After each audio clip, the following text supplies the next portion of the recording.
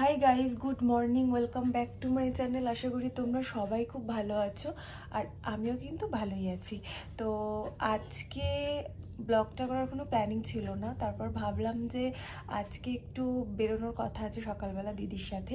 তো সবটাই তোমাদের সাথে শেয়ার করব যে কোথায় যাচ্ছি, কি করছি। তো চলো ব্লগটা কন্টিনিউ করতে থাকি।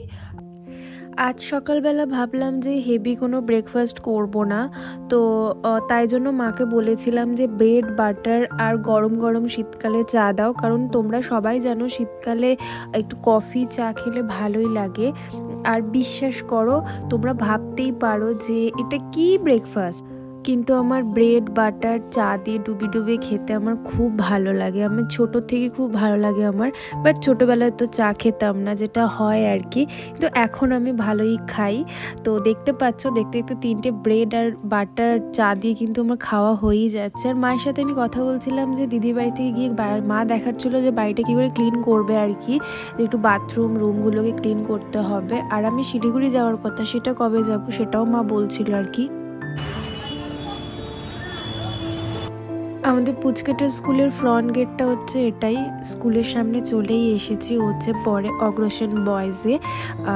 তো ওকেই আনতে এসেছি আজকে। তো হট করে দেখতে পেলাম যে একদম বড় বড় ফুচকার, জানো তো শালকিয়ারতে ফুচকা কিন্তু প্রচণ্ড সুন্দর হয় খেতে। শালকিয়ার ফুচকার কিন্তু জলটা হয় পুদিনা পাতা দেওয়া, এখানের মতন কিন্তু আমাদের এখানের মতন তেঁতুল জল কিন্তু হয় না।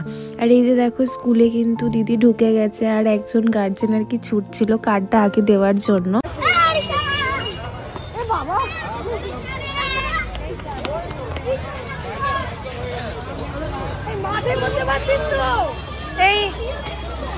ও কিন্তু প্রত্যেক দিন এরকম স্কুল ছুটি হওয়ার পরে একটু আধটু ছোটাছুটি করে, যেটা আমি দিদির থেকে শুনেছি। আর ও এতটাই মগ্ন ছিল ছোটাছুটিতে যে আমি যে ওকে আনতে গেছি সেটা কিন্তু ওর মাথার মধ্যে একেবারেই ছিল না। তো দেখতেই পাচ্ছ।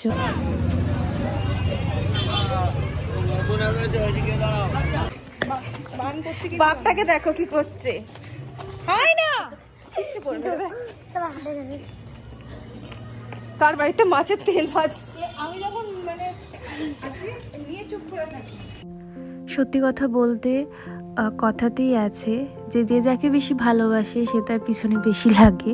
ও আমাকে প্রচণ্ড ভালোবাসে, তো তার জন্যই ও সব সময় একটু আমার পিছনেই বেশি লাগতে থাকে, দেখতে পাচ্ছ তোমরা। তো আমি এইসবে স্নান করলাম, দেখতেই পাচ্ছ। মুখে এখন টিস্যু দিয়ে টিস্যু করছি বলছি। মুখে এখন আমি দিচ্ছি,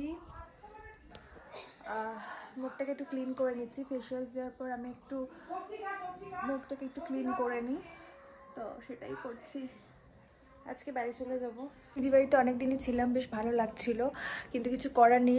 পুচকেটার সামনে এক্সাম আছে, আর আমরা এলে বিশ্বাস করো ও একদম পড়াশোনা করতে চায় না।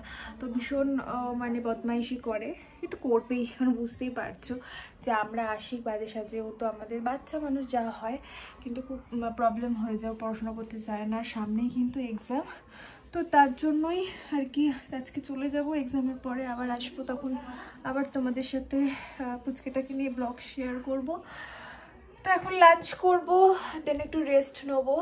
দেখো অনেক বেলা করে আজকে স্নান করেছি, বাজে 2:30 বেজে গেছে। যাই হোক, চুলটাকে ড্রাই করব ড্রায়ার দিয়ে, তারপর স্নান করবো বলছি, তারপর লাঞ্চ করব। তো লাঞ্চে কী কী হয়েছে তোমাদের সাথে অবশ্যই শেয়ার করব। আজ লাঞ্চে ছিল ভেজ, তো ভেজের মধ্যে যা যা আইটেম হয় সেটাই ছিল। তো আজকের ব্লগটা ভালো লাগলে প্লিজ চ্যানেলটাকে সাবস্ক্রাইব করে দিও প্লিজ।